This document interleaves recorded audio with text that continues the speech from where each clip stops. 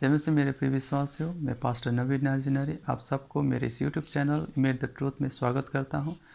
इस चैनल का मुख्य उद्देश्य है परमेश्वर के वचन को बहुत ही सरल रूप से विश्वासियों के सामने रखना, ताकि वो उसे समझ सके और उसके अनुसार अपने जीवन को जी सके। आज हम लोग देखेंगे पहला थिस्सलुनीयों की पत्री 5 अध्याय का 18 आयत। यहाँ में इस तरह से लिखा गया है, हर बात में धन्यवाद करो, क्योंकि तुम्हारे लिए मसीह यीशु में परमेश्वर की यही इच्छा है। हर बात में धन्यवाद करो। हर बातों में परमेश्वर को धन्यवाद करना ये हमारे लिए बहुत ही ज़रूरी है। बहुत बार हमारा ज़िंदगी जो है उसमें कंप्लेंट्स ही ज़्यादा रहता है। हम लोग हमेशा परमेश्वर से कंप्लेन करते हैं, प्रभु मेरे पास ये नहीं है, प्रभु मेरे पास वो नहीं है, प्रभु मेरी ज़िंदगी में ये समस्या है, वो समस्या है। हाँ, हमें प्रार्थना करना चाहिए, परमेश्वर के सामने आना चाहिए, अपने दुख और दर्द को बोलना चाहिए। लेकिन हमें सबसे पहले हमारे विश्वासी जीवन में इस बात को याद रखना चाहिए कि हमें परमेश्वर को धन्यवाद देना है। हम लोग कभी कभी ऐसा होता है कि हम लोग किस बात के लिए परमेश्वर को धन्यवाद दें, ये हम ढूंढ के भी नहीं ढूंढ पाते, क्योंकि हम लोग उन्हीं चीज़ों को देखते हैं जो हमारे जीवन में नहीं है। जब हम अपने जीवन में उन चीज़ों को देखना शुरू करते हैं जो परमेश्वर ने हमारे ज़िंदगी में दिया है, तब हम परमेश्वर को धन्यवाद दे सकते हैं। हर बात में परमेश्वर ने हमें आशीष दिया है। प्रियो, जब आप खेती करते हैं, आप धान का एक बीज को भूमि पर डालते हैं, तो उस एक बीज से सैकड़ों बीज निकलता है। आप एक बार सोच के देखिए, जब आप एक बीज डालेंगे और उस एक बीज से केवल एक ही धान निकलेगा, तो आप अपने परिवार को कैसे खिला पाएंगे? आप पूरे दुनिया को कैसे खिला पाएंगे? परमेश्वर आप हमें इतना अनुग्रह करता है कि हम मेहनत करते हैं, एक बीज लगाते हैं, उससे सैकड़ों बीज निकलता है। आप एक फल का पेड़ लगाते हैं और उस एक बीज से, उस बीज के एक फल के से सैकड़ों फल निकलता है। एक पेड़ से सैकड़ों फल निकलता है, और वो केवल एक साल नहीं, लेकिन सैकड़ों साल तक वो आपको फल दे सकता है।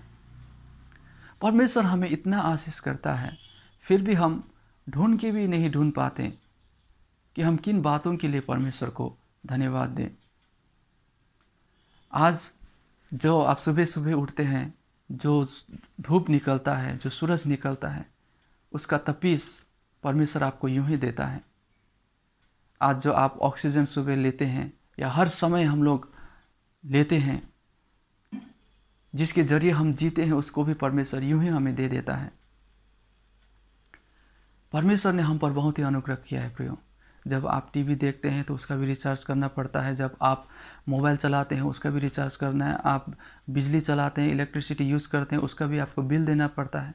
हर बातों का बिल देना पड़ता है। आप एक बार सोच कर देखिए, जो आप ऑक्सीजन लेते हैं, अगर आपको परमेश्वर को उसका बिल देना पड़े तो कितना होगा उसका बिल।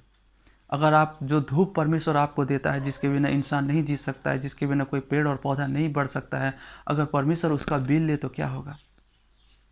परमेश्वर ने आपको यूं ही बहुत सारे आशीषों से पूर्ण किया है। प्रियो, जब हम हमारे जीवन में उन चीज़ों को देखते हैं जो हमारे जीवन में परमेश्वर ने दिया है, तभी हम परमेश्वर को धन्यवाद दे सकते हैं। जब आप उन चीज़ों को देखते हैं जो आपके जीवन में नहीं है, तो आप कभी भी परमेश्वर को धन्यवाद नहीं दे सकते। आपके जीवन में हमेशा कंप्लेन ही रहेगा। एक जब गिद्ध आसमान में उड़ता है, वो आसमान की ऊंचाई में उड़ने के बावजूद भी जब वो नीचे देखता है, तो वो क्या देखता है? एक मरा हुआ, सड़ा हुआ लाश को ही वो देखता है। भले ही उस सड़े और गले हुए लाश के सामने जितना भी सुंदर फूल क्यों ना हो, वो कभी भी उस फूल के ऊपर नहीं उतरता है। वो केवल उस सड़ते हुए, गले हुए लाश के ऊपर ही बैठता है। क्यों? क्योंकि वो उसी को ढूंढ रहा है। आज हम अपनी ज़िंदगी में क्या ढूंढ रहे हैं? अगर आप परमेश्वर के आशीषों को देखते हैं और ढूंढते हैं, तब हम परमेश्वर को धन्यवाद दे पाते हैं। जब एक तितली होता है, उसके सामने जितना भी बड़ा सड़ता हुआ लाश क्यों ना हो, अगर उसके सामने एक फूल होता है, तो वो तितली उस फूल में ही जाकर बैठेगा। क्यों? क्योंकि वो उस फूल को ढूंढ रहा है। हे प्रियो, आज आप परमेश्वर के आशीष को जब हम ढूंढते हैं, जो जो परमेश्वर ने हमें दिया है, उन बातों को जब हम ढूंढते हैं तभी हम परमेश्वर को धन्यवाद दे पाते हैं।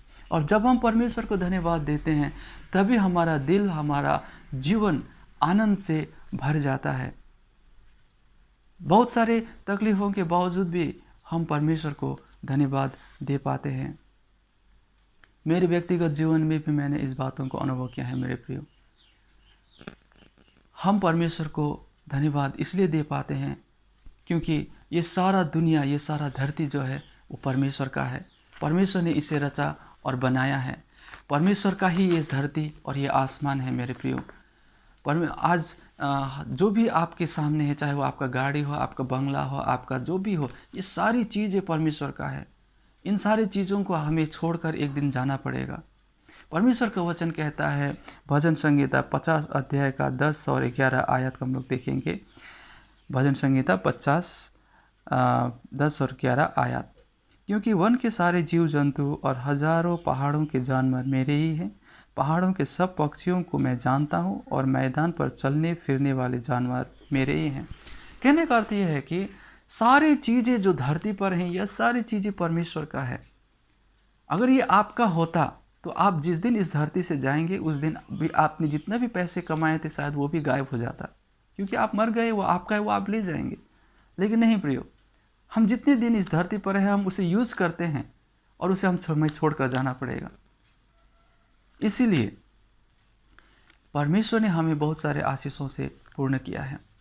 परमेश्वर का वचन कहता है, भजन संहिता 100 अध्याय का 4 आयत में कहता है, उसके फाटकों से धन्यवाद और उसके आंगनों में स्तुति करते हुए प्रवेश करो और उसके नाम को धन्य कहो। भजन संहिता 100 का 4 आयत।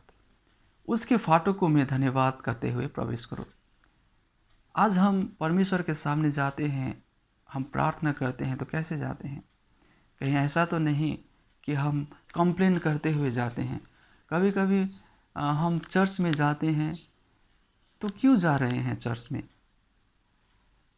बहुत सारे विश्वासी होते हैं कि चर्च में जाएंगे, मेरे लिए प्रार्थना किया जाएगा, मुझे आशीष मिलेगा, हाँ, या फिर पास्टर नहीं जाएगा तो पास्टर गाली करेगा, चर्च के लीडर्स मेरे घर में नहीं आएंगे, मेरे समस्याओं में नहीं आएंगे। क्या हम इसलिए जाते हैं? यहाँ में वचन कहता है, उसके फाटकों में धन्यवाद और स्तुति करते हुए प्रवेश करो उसके आंगनों में।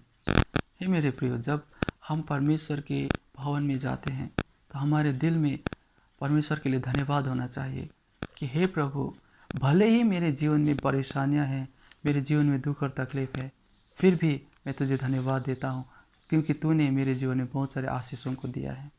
आज हम विश्वासियों को इसी बात को ध्यान देना चाहिए कि परमेश्वर ने हमें कौन कौन आशीषों से नवाजा है, कितनी आशीषें परमेश्वर ने हमें दी हैं। इस बातों को जब हम देखते हैं तब हम परमेश्वर को धन्यवाद दे पाएंगे, तब हम अपने जीवन में परमेश्वर को आशीषों को अनुभव कर पाएंगे। अगर आप हमेशा उन्हीं चीज़ों को देखेंगे जो आपके जीवन में नहीं है तो हम कभी भी खुश नहीं हो पाएंगे, कभी हम आनंदित नहीं हो पाएंगे और कभी हम परमेश्वर को धन्यवाद नहीं दे पाएंगे। प्रिय विश्वासियों, परमेश्वर का वचन कहता है हर बात में परमेश्वर को धन्यवाद दो क्योंकि मसीह यीशु में परमेश्वर की यही इच्छा है। हमारे लिए परमेश्वर का यही इच्छा है कि हम परमेश्वर को धन्यवाद दें।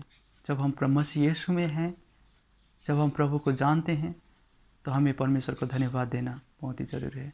परमेश्वर आप सबको आशीष करे। इस वचन के द्वारा मैं विश्वास करता हूँ कि परमेश्वर ने आपको आशीष दिया है। अगर कोई भी प्रश्न है, कोई भी चीज़ है जो आप जानना चाहते हैं तो उसे आप कमेंट बॉक्स में लिख सकते हैं।